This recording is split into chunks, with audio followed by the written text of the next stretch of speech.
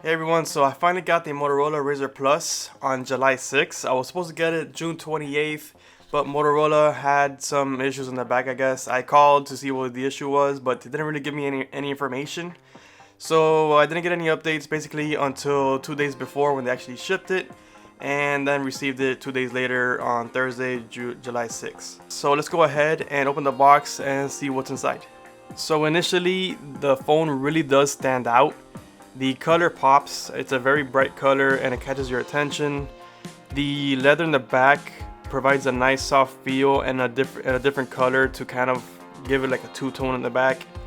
The logos are the same color, the logo and the Razr name are the same color as the accents around the phone. And also the little accents around the phone, including the charging port here, match the leather back pretty much exactly. I can't tell the difference, and I give them props for that because I know matching colors on different materials is not exactly the easiest thing to do. And then coming up to the glass, you can tell that it's basically all screen except for some extra internal component in there. Maybe it's part of the hinge or something else. Besides that, it's basically all screen, and then they cut out the camera lenses into the screen so you get as much screen as possible. They did a really great job with that. For now, this is the biggest screen available on the flip phone, and it gives the phone a different level of usability on the outside screen. So let's talk about the comfort and ergonomics of the phone. The first thing I want to point out is that it has leather in the back, and this adds another level of comfort because glass for me is not a very comfortable material to use. I even prefer plastic instead of glass, although plastic gives it a slightly cheaper feel. Leather is a great alternative. It gives you a little bit of more comfort, a little bit extra friction, and it doesn't make it feel cheap. So this is, to me, the best material so far that I've used or felt on the back of a phone, and I would love for every phone to have this option. Unfortunately, the leather is only available on the magenta, but this is worth getting the magenta color. The other good thing about the leather in the back is that it provides that extra friction, which also is a little bit of extra security when you have it on a flat surface or even a slightly slanted surface. Is gonna stop it from sliding off. And just to kind of show how much difference or how much extra friction there is, I'm gonna put the phone in the L shape here on the glass, and I'm gonna move the hinge back and forth or try to close the hinge, and you see that the phone just slides. And I'm gonna switch it to the leather on the bottom, and you'll see here that, you know, going the one way is not gonna let me open it because it still has the metal here, and when I twist it, it's gonna put the weight on that. But going the opposite way to where the leather is, it easily lets me close the phone. So with basically no movement, it slid like a little bit, like a millimeter, but basically no movement, it let me close the phone, which, I mean, that's a nice feature to have right there, but that's just more to show how much extra friction there is and how that could provide a little bit of extra safety. So I think the only thing that would be helpful is if they were able to make this kind of like a interchangeable insert. Maybe you could snap off the leather.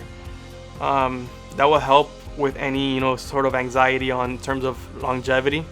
But leather overall should last a few years, even with scuffs. I think a scuff on leather will actually give it a little bit of character when compared to glass is just an imperfection. So in terms of holding in your hands, there is really no uncomfortable way to hold it. That's beneficial, especially when you're using the outside camera or the camera with the outside screen. When using the outside screen for the camera, I would prefer to use the phone inverted because it will put the lenses on top and let me mess with the different settings without getting my finger in the way to mess up my the lighting and the focus and everything while I'm changing the settings.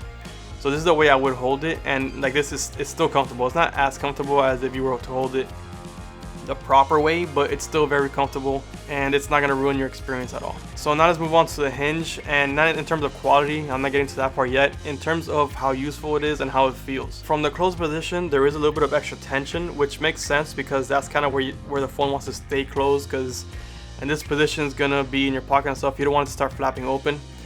And then once you pass that point, it's very smooth and pretty soft all the way to pretty much almost fully open. And then when it's fully open, you have the same type of feel where it gives you a little bit of extra tension until you get past a certain point.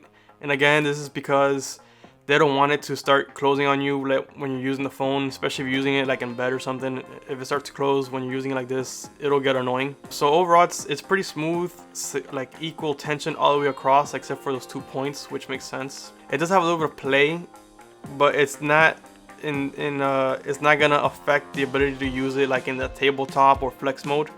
You can still put it in pretty much any position you want. I mean, you get pretty far, like pretty much up to there, and still record. This might be useful like if you have it on a low table or something, you want to record yourself, or astrophotography, if you really want to try it with this camera. You can also go as far as maybe this point right there, and that's gonna be low enough. That's if like if you have it on a taller place and you want to aim down a little bit.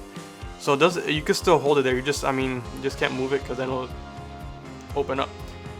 But it's still strong enough to be useful in the tabletop mode. It doesn't have to be exactly 90. Like I've seen some people say, oh, it has to be exactly 90. It doesn't have to be exactly 90. You can put it pretty much anywhere and it stays. So the hinge overall is still very useful, and obviously you have the benefit that it closes flat. That's beneficial in multiple ways. One, less chances of something entering here, some debris entering there. Two, it's the same measurement all the way around, so when you're holding it, it feels the same everywhere. One thing that the Razr has that no other Z Flip has is a leather back. So this just provides the extra level of comfort, and it gives a different look and a different feel to the phone. And even though it's only available in one color in the Razr, it's still an option. Whereas on the Z Flip, and I'm pretty sure Z Flip 5 is going to be the same thing, there is no option for leather at all. You're only getting glass, and that's it. No other options. And then also the screen. Here we obviously have the screen that fully covers the front and is gonna make it more useful than having that little small 2-inch screen in the bottom where all you can really see is notifications and a few little settings. This actually lets you do pretty much anything you want in it. Not always in the most comfortable way, but it does give you the option, and you can set it up however you want. You can even keep it as a minimalist outside screen, or you can have it where you can do literally everything on it. It's up to you to decide how to use it, and having that option is definitely a plus, and it's definitely a more useful screen. So the last thing I want to talk about is the build quality. Nothing that's basically a solid piece really worries me at all. The screen is good. It's gonna get the micro scratches like as expected from any phone period, but you know, it's gonna protect the inside screen, so that screen is not gonna worry me. You know, we got the cameras but they have, you know, the metal rings around it to protect it. Everything's built well. The back leather, I don't foresee that being an issue. I think it's a hard enough leather where it's going to last as long as the phone does. The most I can see happening is maybe something sharp scratches it, and then you'll have the, you know, a permanent scratch there, but no different than glass, except maybe a little bit more noticeable. But again, I think with leather you can kind of get away with it, and it kind of starts adding character as the phone ages. Then obviously you have the aluminum frames, which is gonna be fine for the phone. That's not gonna be the issue. Going on to the inside of the screen, you do got the screen protector, and then you have the shadow crease, which is gonna help give you a more immersive feel on the phone, a better, you know, user experience when you're using the phone. And then also for protection, you have a pretty good raised bezel all the way around. It's raised enough where when you sandwich it together, it's gonna provide a pretty good gap for the screens, and that's gonna protect it from any like hard debris being in there. And you close it, it'll protect the screen from any damage. But now let's move on to the hinge, where I feel that one has a little bit of iffiness to it.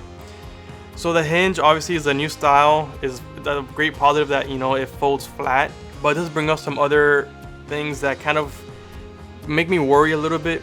So the main thing is that when it's closed like this, I could kind of put a little bit of pressure on the edges here, and I could feel some creaking. Now that might not be a big deal, but I feel like with age it's gonna get worse, and I'm wondering if at some point it's gonna get so bad where it can actually put some pressure on the screen itself and maybe mess it up. Maybe it's just like that because they gave it some looser tolerances for that dust resistance. So, you know, with Samsung it's super tight, and I can see where any little piece of debris getting to the hinge when it's that tight, it can cause it to stop working, you know, properly. Maybe it being this loose gives it a little bit of play, and you know, if dust gets in it, it's not going to stop it from working. The other thing that is really bothersome, and this one actually affects the user experience. So when I open the phone, with my normal amount of pressure, which is enough to, you know, you feel it snap, it doesn't open all the way. It's not 100% flat. If this was a big deal with the Pixel Fold, I definitely think it's a big deal with the Razr Plus. I think it's even more of an angle than the Pixel Fold. So when I open it and use the phone, it's enough of a curve where I actually feel like there's a difference in the distance from the bottom to the top. And that's enough to kind of give me like a weird feeling, and where I kind of want to put the extra pressure to flatten it. And the extra pressure that's needed to make it flat is actually feels like it requires more pressure than the Pixel Fold. For $1,000, I find this hard to recommend to anyone. It's just that the quality doesn't feel like it's quite there for $1,000, and that's just based on the build quality. I haven't gone over the software yet. I'm gonna test this phone, go over the software, and give my 2 cents on that. But just based on the physical build of it, the quality of it, I can't recommend this for $1,000. I do see that Amazon was offering this for $850, but it's only for a select amount of units. $850 maybe, you know, but $1,000 definitely I can't. I will say wait for Samsung to come out with the Z Flip 5 and then make your decision there. If you really hate the Samsung software, then maybe you don't really have a choice. If you really want a flip phone, go with this one. It's gonna be fine, but I don't think it's gonna be the best experience because you're gonna be fighting with the hinge every single day. I don't know if it's every unit, but mine definitely does, and that's what I have to go by. If you have a different experience with it where your phone actually opens flat without any extra pressure, let me know. That would actually be interesting to know. From my experience, I wouldn't recommend this for $1,000. Maybe the software is good enough where I can say it's worth dealing with that issue for $1,000. I wouldn't think so. I mean, I think Motorola is going to be using basically the same, you know, stock Android. Maybe they have some really cool features for the front screen, I don't know. But we'll see how that turns out. For the time being, purely based on hardware, I just don't think it's worth $1,000. So that's my review of the Motorola Razr Plus. Don't forget to click on the like, and as always, I'll see you on the next one.